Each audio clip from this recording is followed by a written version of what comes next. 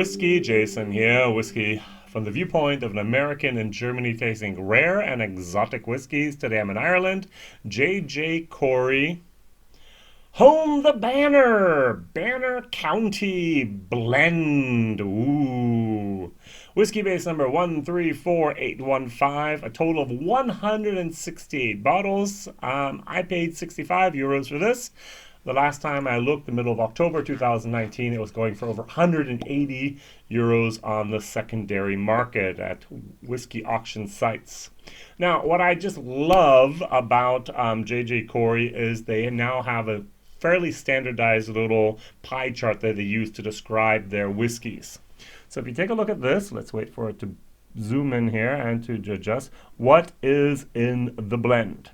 So you will see actually that it is a total 70% single grain bonded in 2010, which means about 9 years old. You have 20% which was single malt bonded in 2006, which is 13 years old. Yay. But then you have 10% of straight malt bonded in 2016. 3-year-old. Well, that's a unique thing. So, J.J. Corry is part of the Chapel Gate Whiskey, Irish Whiskey Company. Very, very good. Louise McGowan actually started this. She's had over 20 years of experience in the spirits industry, traveled the world, lived in many, many different countries, got married 2012, took a year off and said, okay, what am I going to do with my life? Do I want to continue traveling the world, being away from home 80% of the time? During that time that she was there, she actually saw her 70-plus-year-old parents still working the farm, even in the knowledge that her brother as well as she would never become farmers. And then she said, all right, good. I'm going to stay home. I'm going to turn this farm into something different. It's going to be now a whiskey bonded place. So what is whiskey bonding? Whiskey bonding is the age-old practice, 1890s for example, where J.J. Corry, actually a merchant from the area, would go to a distillery, bring his cask on maybe a horse and carriage, let 2 or 3 of them be filled up the distillery, bring them back home, and put them in his own warehouse. And then he would actually bottle them up in his shop, in his mom and pop shop, actually bottle by bottle until they were empty. He'd bring either those same casks or different casks back, get those filled up, and so on. And so you have a bonded warehouse, a warehouse where you let the whiskey actually mature. Now, Louise has no intentions whatsoever of creating her own distillery. No.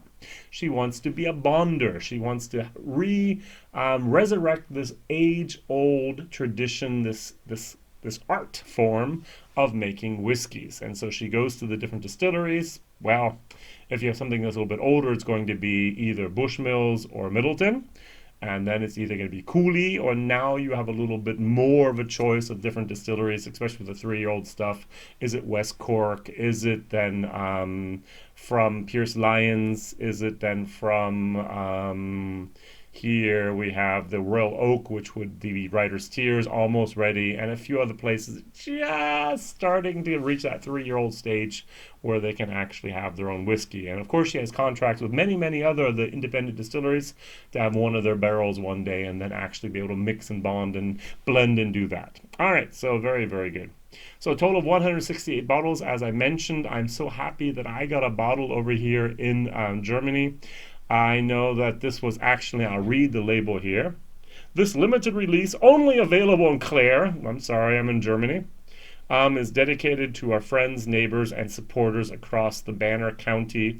Our inspiration, J.J. Corry, was born and raised in Clare. In the 1890s, he founded a whiskey bonding business at 63 Henry Street in Kilrush. But back then, he sourced whiskeys from local distillers, matured it in specially selected casks, and created bespoke blends for his customers. You can still visit JJ's original shop, recreated in Bunbury Folk Park. All right, and what they've done is they brought back that ancient, that old, that traditional way of bonding whiskeys. All right, €65 is what I paid. 180 is what's going on at the moment online. As I mentioned, 70% is a single grain, 9 years old. 20% is a single malt that is about 13 years old, and then we have that 10% of the 3-year-old single malt, which I'm not really sure about.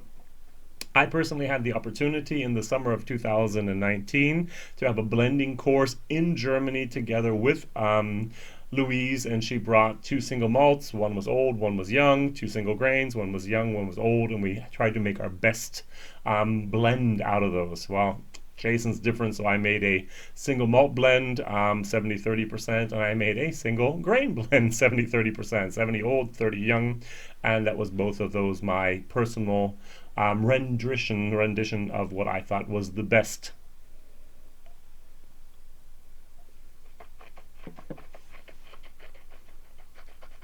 Hmm. Now, I talked so long I forgot to mention the nose. The nose is nothing spectacular. I'm so sorry.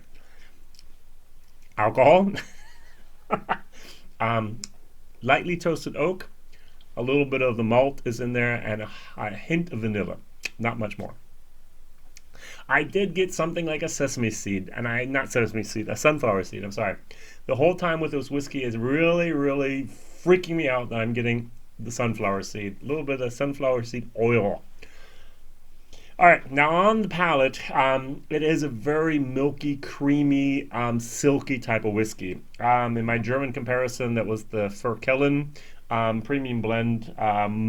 This has a much more of a watery moment to it compared to this. This has a great, great mouthfeel. Comes in, it's like, wow, nice. But then something hits you. And it's this young type of grain, just kind of wow.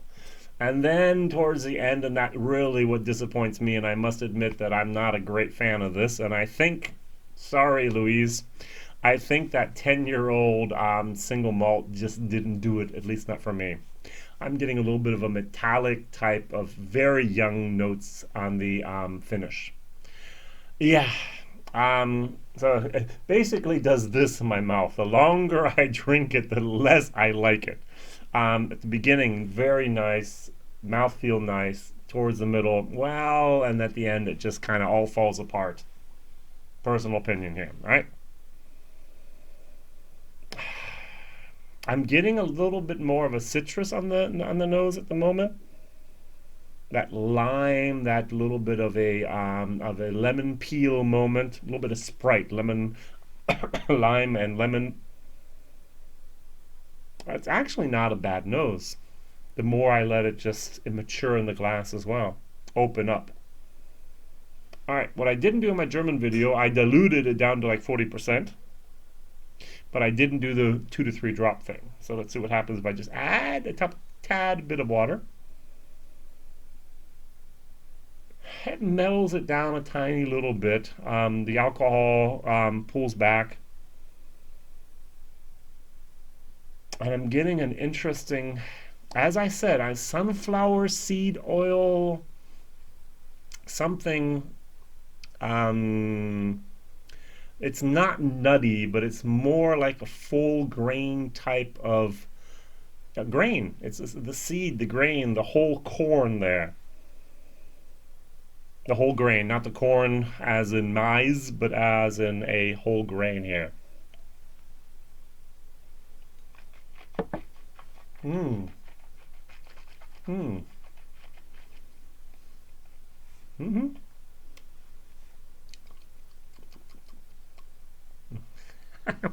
That finish really does it for me. I mean, All right. I'm going to give this. I have an A. Buy it. Why haven't you bought it? B. Buy it. C. You can buy it if you want to. D. You don't have to buy it. And F. Why was it even made?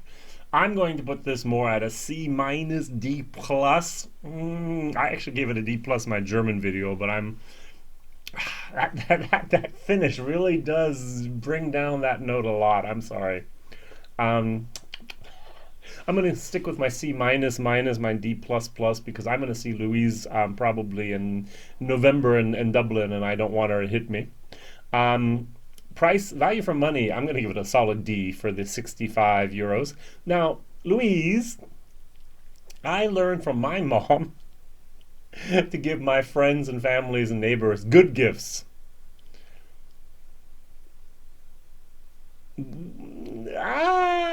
Apparently you really like this. I'm not really sure about it. All right.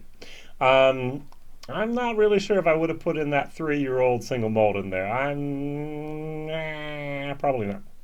All right, good. Because I think I tried the 10-year-old single grain. It was okay. All right, very, very good. So value for money, more of a D. That's the way it is. All right. So please like, please subscribe, please tell others about this crazy guy over in Germany tasting rare and exotic whiskeys. Yeah, thank you very much for all your comments. If you want to, my question of the day is, yes, my question of the day is, what is your favorite Irish whiskey blend? Now, I would not have been able to answer this a couple months ago, but I do now know that I'm allowed to say Middleton Vintage. Middleton Vintage is a blend. Very expensive blend, a very old blend, but a blend. I went into my Irish, my British accent there.